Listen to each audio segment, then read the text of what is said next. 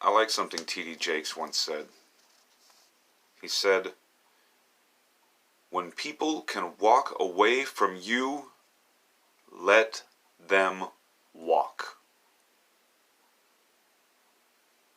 Meaning, stop trying to hold on to someone who has already let go of you. And he went on to say that if they were meant to stay, they couldn't leave. And he's right. But if you're listening to this, there's a pretty good chance that the person you thought was meant to stay has left. You loved them, and they left. But let's face it, nothing will get better if you beat yourself up about it, or if you hold a grudge against that person for doing what they felt was right in their heart, rather than lying to you and pretending. Now, before I go any further, I want to point out that I'm not dismissing or minimizing your pain. I know you're hurting, and I'm not going to tell you to get over it. I'm not going to tell you that you have to let go of your pain in order to move forward. No, in fact, I'm going to tell you the opposite. I don't want you to run from your pain. I want you to run with it. Feel that pain. Don't fight it. You have to face your pain if you want to get past it. Just know when your minute is up. Things change whether you want them to or not. You may not want this change, but it's happening. In fact, it has already happened. You can fight it, but that's a losing battle that will take more of your time and energy than it's worth.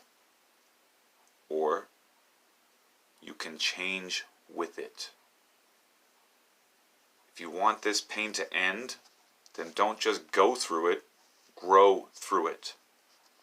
The best way to do that is to learn to be like water. Follow me here. The universe tends to move in cycles. That's how it keeps a balance. When something good happens, something bad will follow. And something good will follow that. Each good thing prepares you for the next bad thing, which prepares you for the next good thing. So don't get too comfortable with the good things in life, and don't hold on to the bad things in life. That's what I mean when I say you gotta be like water. Water goes with the flow, and so should you. When an obstacle presents itself in life, if you can be like water, then you'll either go over that obstacle, around it, or through it. And when you do, there will be a reward on the other side. When a change happens, if you can roll with it and grow with it, the downside will be minimal, and the payoff will be phenomenal. So don't hold on to that person who left you. And don't hold on to how comfortable you got with them. If they were meant to stay, they couldn't have and wouldn't have left. Now let's think about something else. Most people think that there's only one person out there for them. He's the one or she's the one, and that's it. And maybe at some point this person who left seemed like the one and only for you, the proverbial be-all, end-all. But somewhere along the way, something happened, something changed, and you guys didn't grow together as a couple. So while you thought that they were the only one for you, and that there's nobody else, the truth is that while they may have been the one for you for a moment, there are countless ones out there. And each one is amazing in their own ways. Any of these other ones could turn out to be exactly what we need if we can just let go of the one that we just lost and prepare ourselves for the possibility of the next one. Remember that every breakup gets you closer to the right one. And if you can change and grow along with the next person, then there's a good chance, a good possibility, a good probability that they'll also be the last one. But you're not there yet. And in order to get there, you got to deal with what's right in front of you. What's right in front of you is this broken heart.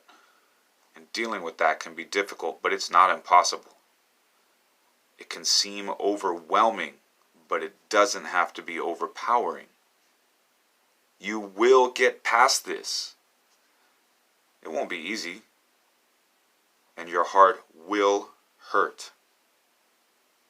But that's because it's been broken. And the sooner you face that pain, the sooner you can heal and move forward. Last year, I found a TED Talk by a man named Guy Winch called How to Fix a Broken Heart. And in his talk, Guy Winch suggests that one of the most effective ways to let go of someone so that you can move forward and stop hurting is to make a list of all the things that you didn't like about this person. And keep that list with you. And then you read it every time you think you miss them, or you want to call them or text them. Anytime that you feel like you had it good with them, you read this list to yourself. Read it out loud if you can. That will help even more than just reading it in your head.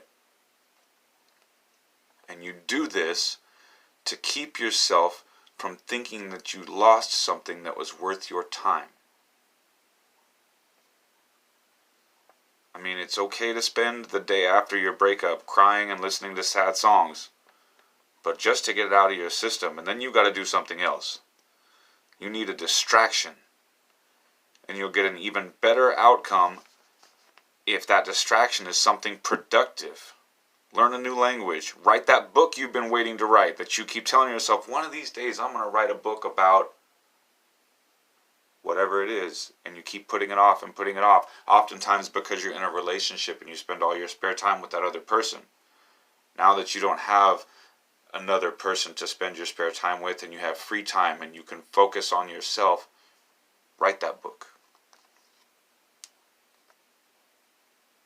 Some people throw themselves into their jobs. As for me, I double up on my time at the gym. The point in finding something productive to do is because then you're not just going through this pain, you're growing through it. Whatever you're going to do, trying to find a new partner is not considered being productive. Neither you nor your heart is ready to go hunting yet. So don't go pushing that, because it'll happen on its own. In the meantime, don't use this time to feel sorry for yourself. Use this time for self-improvement. I want you to understand, the reason it's important to use this time for self-improvement is not just as a distraction, but also because something more amazing than what you're used to is coming your way. Remember what I talked about a few minutes ago, that every time something bad happens, something good will follow it. Sometimes we go through things, tests and lessons and situations, and we don't understand at that time why we went through it, why we had to go through it. I don't get it. I don't know why this is happening to me. But then later, once it's done and we've had a chance to grow from it and learn from it and move past it, we can see, oh, this is why I had to go through this. So you see, you've gone through this breakup because it's no longer time for you to be with that person anymore. And when the time is right, you'll be with somebody else. And they'll be better for you than the person that you're not with anymore. So that's why I say, use this time for self-improvement. Because something more amazing than what you're used to is coming your way, and you will want to be equally as amazing when you find it. Or when it finds you.